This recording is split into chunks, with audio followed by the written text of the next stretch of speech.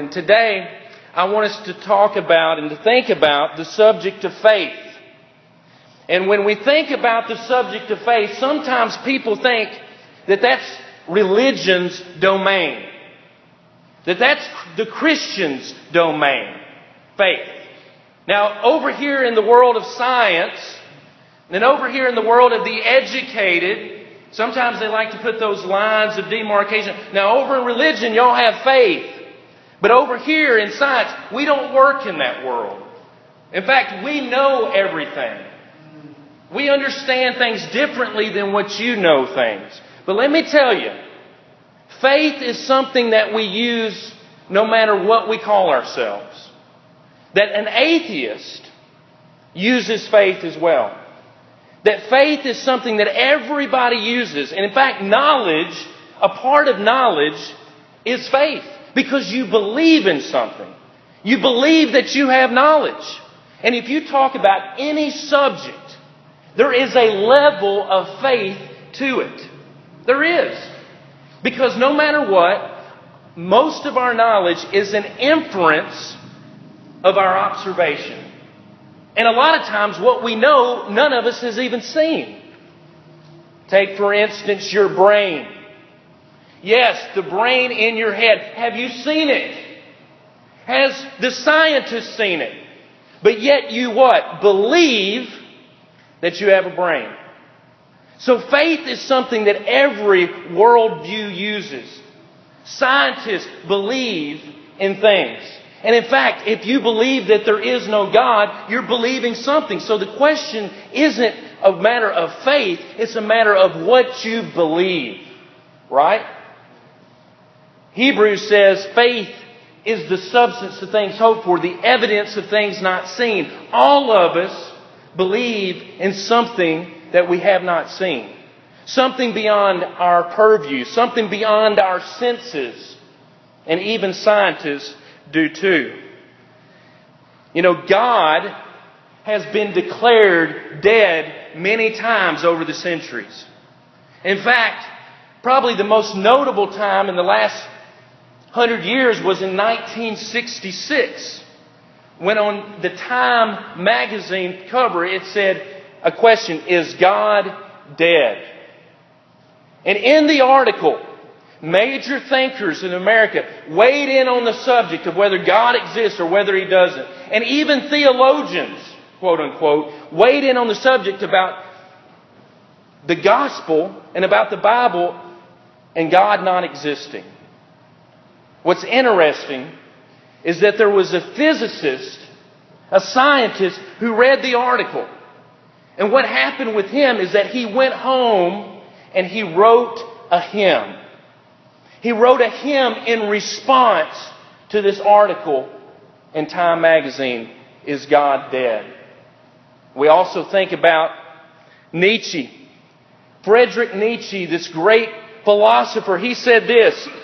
Listen to him. God is dead. God remains dead. And we have killed Him. Yet His shadow still looms. How shall we comfort ourselves, the murderers of all murderers? What was holiest and mightiest and all the world has yet owned and has bled to death under our knives. Who will wipe this blood off from us? What water is there to cleanse ourselves? People over and over again declare God's dead. But He's still here, isn't He? In fact, 2,000 years ago when Jesus stood before Pilate, what did the people say? Crucify Him. Crucify Him. And yet Christ ever lives. The evidence for God's existence is everywhere. Everywhere that you look. And if you think about existence, something or someone has always had to exist for something to exist now. Think about it. If something exists now, and it does, doesn't it? Then that means something or someone has always had to exist. And what we know from science is that the universe has not always existed. In fact, it began to exist. So therefore, something outside of the universe has to exist. Something other than the universe. Something that is forever. And what best fits that definition? It's God, isn't it? In Romans 1:20 it says, "For since the creation of the world, His invisible attributes are clearly seen, being understood by the things that are made, even His eternal power and Godhead, so that they are without excuse." When we look at creation, we can see the hand of God behind it. How many of you have ever enjoyed the portrait of a landscape? And you look at the landscape and you look at the painting that someone has painted and you say, what a beautiful portrait. But yet none of us doubts that there is an author to that, an artist behind that painting. But yet the greater painting within, we doubt. God's existence, His evidence is everywhere. In Acts 14:7, He said, "Nevertheless, He did not leave Himself without witness." God has left a witness of His existence with us in the way that He has designed our world. But this gets me to my main point that I want to leave with you today. One of the greatest evidences for God's existence is within us. Listen to me. We can look out into space. We can look at the design of the universe and we can marvel at that. But one of the greatest evidences for God's existence is right there within you. What does it say in Genesis 1:26? That God said, "Let us make man in our image." So within you is the image of God. So the question of His existence isn't one of purely intellect, isn't one of purely academic, isn't one of purely intelligence. It's actually one of spirituality. The psalmist said this, "The fool has said in his head, there is no God." No, he says, the fool has said in his heart, there is no God. So the rejection of God's existence, of who God is, isn't one of intellectualism. It's one of spiritual malady and deficiency. So today, I want to talk about the greatest evidence within you. The image of God, that God has put His image within you, and the evidence that that is for His existence. And what is it? It is the fact, and it's very simple. The fact is that you and I have a choice. That's it. The fact is that man has been given free will. And that is one of the greatest evidences for the supernatural. The fact is that you have a choice. How many of you chose to get up and to come to church this morning? You chose it, didn't you? In fact, some of you chose it even though your body maybe didn't want you to. Or maybe because you willed it to happen, to come to church, didn't you? And that choice is a hallmark of who God is. Now you might say, how is that? Well, let me tell you. For those who believe, there's that word, that God doesn't exist and that this universe, the physical universe, naturalism, that's all there is. There's no supernatural. There's no God. Then that means that everything is determined by nature. That you have no free will. And scientists, atheistic scientists, wrestle with this and they say it. Because one of the outcomes that is necessity from naturalism is that you don't have a choice. Listen to the words of Stephen Hawking. This is one of the greatest physicists in the world. One of the greatest scientists who doesn't believe in God. Listen to what he says. Though we feel we can choose what we do, our understanding of the molecular basis of biology shows that biological processes are governed by the laws of physics and chemistry and therefore are determined as the orbits of the planets. What's he saying? That your behavior, your beliefs, who you are, is entirely determined by the forces of nature, just as an orbit of a moon around a planet. What does that mean? That means you have no choice. That means you have no free will. So is that true? Here's another atheist, Sam Harris, one of the great thinkers of today. Free will is an illusion. Our wills are simply not our own making. Now, is this true? Does this coincide with common sense? Does this coincide with what you know about our reality? The implications of what we call determinism is staggering and even absurd. When God created man, He created us with His image and in His likeness, which includes free will. Free will. Think about the Garden of Eden. When God created man and woman, He placed them in the Garden of Eden to have a choice in the matter. And over again in the Bible it says what? Choose whom you will serve this day. Over and over again it says that we have a choice. Whosoever will, let him come after me. And isn't liberty a building block of our society? But yet, for the naturalist, it doesn't exist. That you actually have no choice in what you do in this life. In fact, if you have no choice, then you don't even have an identity. Listen to what the newhumanist.org, an article I read, listen to this. Each human is a shifting conglomeration of influences. This is a high view of who a human being is.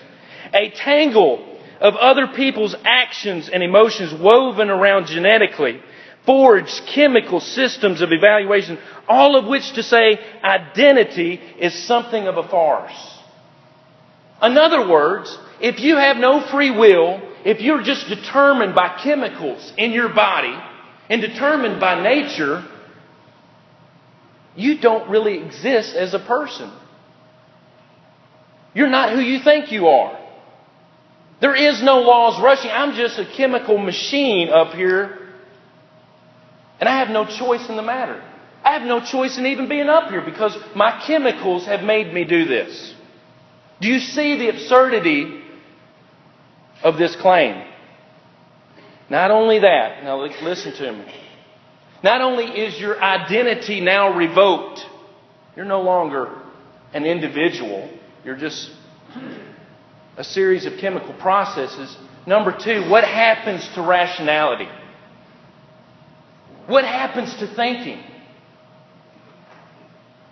Do you get what's happening here? If there is no free will, if you have no choice about what you know and what you think and what you believe, is there any such thing as rationality? The answer is no. So think about this. You have an atheist arguing, trying to reason you into disbelieving, but yet he can't help it because he doesn't even choose it. And in fact, you don't choose it either. So there's really no point in even us even talking about it. Because rationality is gone. Have you ever seen someone cut off the limb that they're sitting on? That's what they do.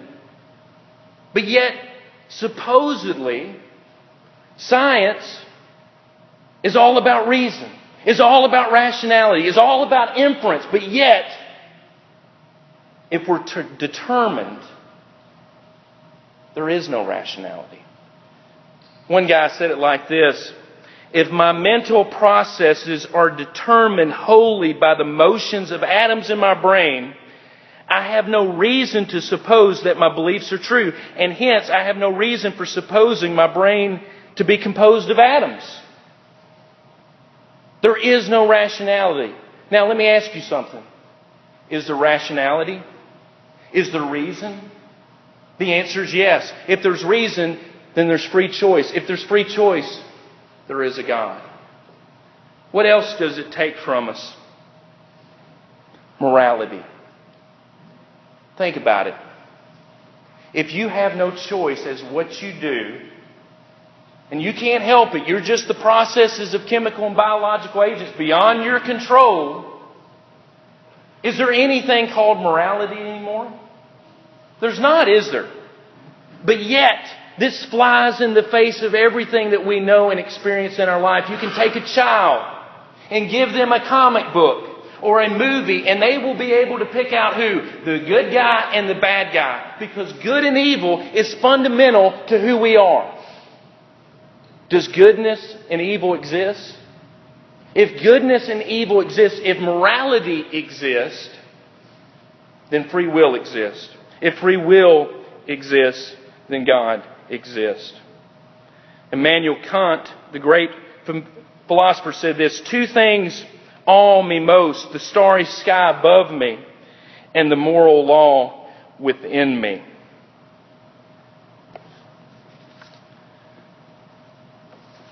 So is there a difference between Mother Teresa and Adolf Hitler?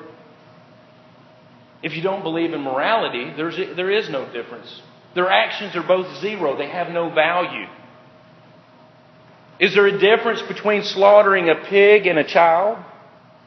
If there is a difference, if there is real morality, if there is real good and evil, that means there is free will. And if there is free will, there is a God. The fact of the matter is, no one can live like that, can they? Yes, when you can speak from your ivory tower and speculate about what you think the world is, yeah, you can say all kinds of things. But when it comes down to living that, people can't and they won't. Lastly, if there is no free will, there is no rationality, there is no morality, and lastly, and most sadly, there is no love. There is no love. It's just an illusion. It's just something that your body's doing. But does any of us believe that? In fact, we know that there is an entity called love that is more than just affection. We know that there is something more in love than more than just sex. That there is something more to love than just companionship. Love is an act of the will. And sometimes we choose to love someone even when we don't want to. We choose it. We will it into being. In fact, my wife had to do that a couple times over the week. But yet, it's all an illusion if there is no God.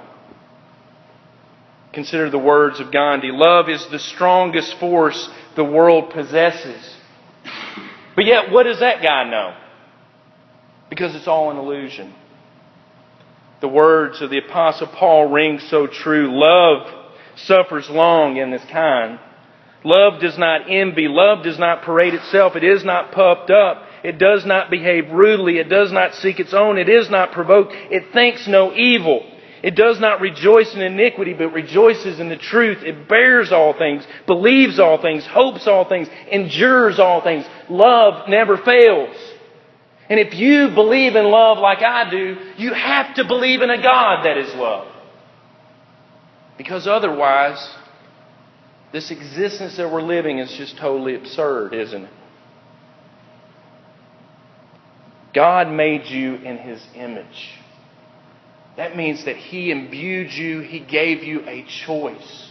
He gave you free will, which gave you a sense for rationality, which gave you a sense about morality, which gave you a sense about what love really is. That's what it means to be made in His image. So the greatest evidence isn't somewhere out here. It's within you. And if you look deep enough within yourself and within your heart, you will find a living God. A living, merciful, loving God who died for you and gave His life for you in the person of Jesus Christ. In fact, in Hebrews 1:3 it says that Jesus, being the brightness of His glory and the express image of His person, that Christ in 2 Corinthians 4:4 is the image of God. Christ is the ultimate expression of God's image. And He has come to save us. You know, what's interesting is that scientist that I was telling you about that wrote the hymn in response to the 1966 article in Time Life wrote these words: "There is, beyond the azure blue, a God concealed from human sight. He tinted skies with heavenly hue and framed the worlds with His great might. There was a long, long time ago a God whose voice the prophets heard. He is the God that we should know, who speaks from His inspired word. Secure is life from mortal mind. God holds the germ within His hand. Though men may search, they cannot find, for God alone does understand. Our God, whose Son upon a tree a life was willing there to give, that He from sin might set man free, and evermore with Him could live." There is a God. He is alive. In Him we live and we survive. From dust our God created man. He is our God, the great I Am. Do you believe in the Lord? The Bible says that God loved us into existence, and that for us to live according to His plan, that we must believe that He is, that we must have faith in Him. And faith is something that everyone in this world has to operate with, but it matters what you believe in. And it matters who you believe in. Believe in God. Believe in His Son. And because of that faith, repent of sins, those things that are transgressions, those things that are against His person and against His character. Confess Jesus to be the Son of the living God, and be baptized into His body, the church. Or maybe you're a Christian and you've let the lifestyle of the world get into your life.